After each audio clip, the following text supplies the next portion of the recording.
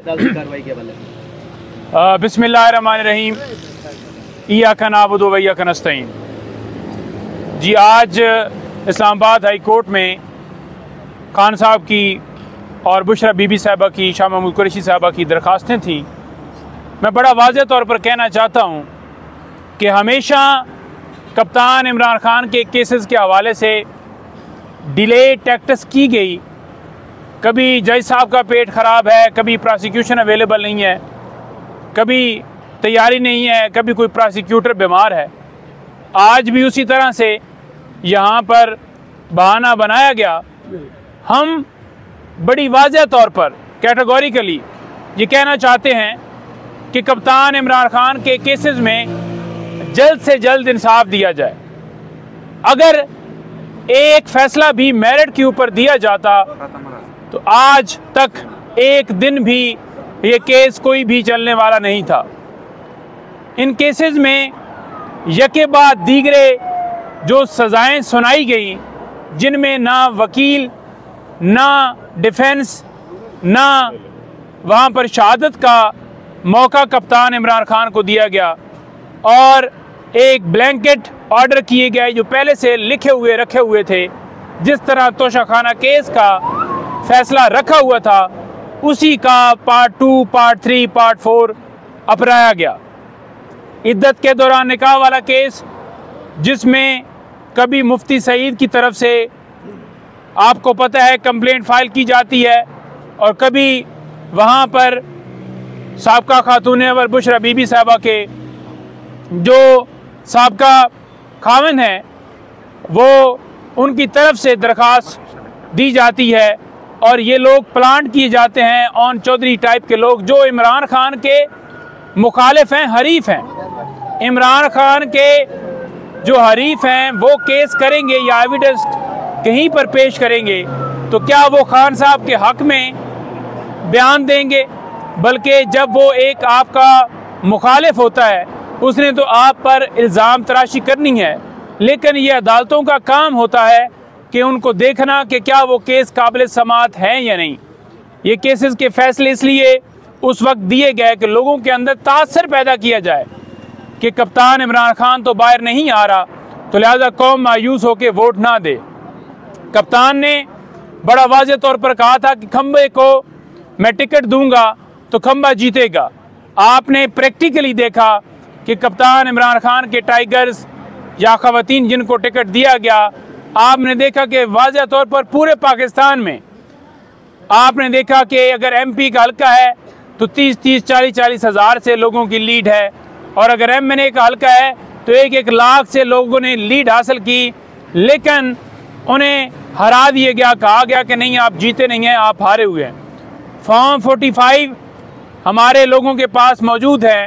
Election commission ने एक दफ़ा भी ये नहीं किया कि वो कहें कि आप फॉर्म 45 लेकर आएँ। हम उनकी रिजेम्बलेंस करते हैं कि क्या वो वाकई ही जीते हुए हैं या हारे हुए हैं। अगर इलेक्शन कमीशन 22 ने इसका मुजाहरा ना करता तो फ़ौरन हमारे जो उम्मीदवार जीते हुए हैं, जो वहाँ पर दरख्वास्त लेकर गए थे, उनके फॉर्म 45 चेक किए जाते और इसी तरह जो जमातें जिनके उम्मीदवार जितवाए गए धांधली के ज़रिए फॉर्म 47 के अंदर रद्दोबदल करके किसी एक हल्के का, किसी एक उम्मीदवार का मंगवा के कम से कम इतना तो देख सकते थे कि क्या वाकई वो जीते हुए हैं या हारे हुए हैं। लेकिन इतनी भी जहमत नहीं की। इलेक्शन कमीशन ने ये कह दिया कि ट्राइब्यूनल में जाएं, वहाँ पर एविडेंस होगी और केस आगे चलेंगे। अब आपको पता है कि सिर्फ और सिर्फ डिले करने के लिए कि तब तक ये असम्बलियाँ जो हैं अपनी मुद्दत मुकम्मल कर लें, उसके बाद कहीं जाकर फैसला होगा जब टाइम ही गुजर जाएगा। जो रिज़र्व सीटों के हवाले से हमारा केस इलेक्शन कमीशन में पेंडिंग है, आर्टिकल 51 बड़ा वाज़ेह और क्लियर है। हम उसके मुताबिक बड़ी वाज़ेह तौर पर डिमांड करते हैं कि जो पार्टी जीती हुई है उस पार्टी जीती हुई का हक है। हमने अक्सरियत आपने देखा कि पंजाब हो, KPK हो, वफाक हो, तीनों जगहों के ऊपर पाकिस्तान तहरीक इंसाफ ने, कप्तान ने हैवी मार्जिन से जो है इनको शिकस्त दी है। और मैं हैरान हूँ कि इनको शर्म नहीं आती जो अवाम के मैंडेट के ऊपर डाका डालकर आपने देखा कि मरियम नवाज अपने हलके से हार चुकी हैं और वो किस ढिठाई के साथ वहाँ पर उन्होंने हलफ उठाया है और इनको शर्म नहीं आ रही कि किस मुंह से ये असम्बली में बैठ रहे हैं, नेशनल असम्बली में या पंजाब असम्बली में या किसी दीगर के सिंध असम्बली में।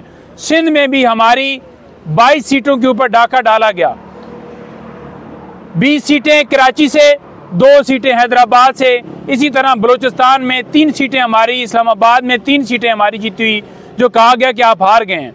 और अगर इनमें थोड़ी सी गैरत जुर्रत का ये मुजाहरा करें तो इनको चाहिए था कि ये कहते कि वाकई पाकिस्तान तहरीक इंसाफ कप्तान जो है वो जीत गया है। इनके जो सर्वे थे हर रोज़ ये कहते थे कि नवाज शरीफ कौम की आखिरी उम्मीद है, गाने बनाए मुल्क बचा लो नवाज शरीफ। वो क्योंकि करप्ट था, चोर था, मुल्क से भागा हुआ था, 50 रुपए के स्टाम्प के ऊपर 4 हफ्तों का वादा करके 4 साल वापस नहीं आया, तो कौम ने उसे रिजेक्ट किया। कौम जब निकली 8 फरवरी को, उन्होंने इय्याका नअबुदु व इय्याका नस्तईन का नारा लगा के उन्होंने कप्तान इमरान खान को, इस मुल्क को जितवाया। अब इनको चाहिए था, ये जो आज इन्होंने इजलास बुलाया है ये बिल्कुल गैर कानूनी है, इनके ऊपर आर्टिकल 6 का चार्ज लगेगा।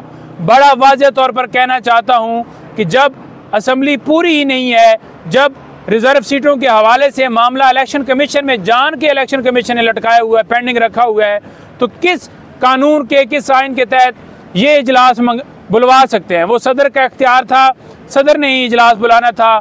जो उन्होंने इजलास बुलवाया उस वक्त जो उन्होंने कॉल दी वो बड़ी गलत कॉल दी। और मैं बड़ा वाज़ेह तौर पर कहना चाहता हूँ कि जब तक इजलास जो है वो कौमी असम्बली में हमारी नशिस्तें पूरी नहीं होती, किसी सूरत इजलास नहीं बुलाया जा सकता था। अब जो मैं वाज़ेह तौर पर कहना चाहता हूँ, खान साहब ने हफ्ते को कॉल दी है कि पूरा पाकिस्तान जो है, ये जो मुल्क के अंदर बदतरीन धांधली की गई है, इसके खिलाफ निकलेगा। इंशाअल्लाह ताला पंजाब हो और वफाक हो या कोई सूबा भी हो, हर सूबे में पुरअमन एहतजाज जो है पाकिस्तान तहरीक इंसाफ करने जा रही है। इंशाअल्लाह ताला ये जो डाका डाला गया, हमें कोई सीटें हम इसलिए नहीं मांग रहे कि हमें MNA MPA बनाओ, हम ये कह रहे हैं कि अवाम ने 5 साल के बाद जिस शख्स को वोट दिया है, हम अवाम के इस वोट जो अमानत दिया गया है इसके ऊपर डाका किसी सूरत डालने नहीं देंगे इंशाअल्लाह ताला। ठीक है सर, आप भी जीते हुए थे फॉर्म 45 के मुताबिक, आपकी भी सीट छीन ली गई है, आप कहाँ तक पहुँचे हैं इनके खिलाफ? देखें, फॉर्म 45 जो मेरे हल्के की हद तक है उसमें फॉर्म 45 में ही मुझे हराया गया है और जो रिजल्ट्स दिए गए हैं फॉर्म 45 के मुताबिक वो फॉर्म 45 जेली तौर पर फैब्रिकेट किए गए हैं। किसी के ऊपर पोलिंग स्टेशन का नाम नहीं कि ये किस पोलिंग स्टेशन का रिजल्ट है, किसी के ऊपर मेरे जो एजेंट्स हैं उनके सिग्नेचर ही नहीं है, खुद ही उन्होंने फैब्रिकेशन की हुई है। और पहले फॉर्म 45 रोके गए क्योंकि वाज़ेह तौर पर 8 तारीख को मैं जीत रहा था, 9 तारीख को हराया गया और फॉर्म 45 मुकम्मल तौर पर नहीं दिए गए। हमारे पोलिंग एजेंट्स बाहर निकाले गए, पूरा दिन धांधली की गई, बॉक्स तोड़े गए, बैलेट पेपर पहले से जारी किए हुए थे, मेरे पास सारी एविडेंस मौजूद है। RO ने दरख्वास्त मुस्तरद की, इलेक्शन कमीशन आए, इलेक्शन कमीशन ने दरख्वास्त मुस्तरद की और हाई कोर्ट में भी हम गए। अब इलेक्शन ट्राइब्यूनल का कहा गया, लेकिन इलेक्शन ट्राइब्यूनल से रजू करने की हमने पटिशन तैयार की है, लेकिन वहाँ पर लाहौर में उसके ऊपर कोई कार्रवाई आगे बढ़ी नहीं। उन्होंने कहा जी कि ट्राइब्यूनल कॉन्स्टिट्यूट ही नहीं हुआ। तो लिहाजा अब आप ये बताएं कि जो लोग जीते हुए हैं वो अपना वोट इस्तेमाल ही नहीं कर पा रहे असम्बली के अंदर जाकर, तो कैसे आप स्पीकर, डिप्टी स्पीकर और सारे इंतखाबात किए जा रहे हैं? और हमारी जो रिजर्व सीटें हैं वो हम बार बार मुतालबा कर रहे हैं और आइन के अंदर, कानून के अंदर रह के हम एहतजाज भी करेंगे। कानूनी तरीका भी हमने इख्तियार किया हुआ है कि हमारी सीटें जो हैं वो वापस की जाए। थैंक यू, शुक्रिया।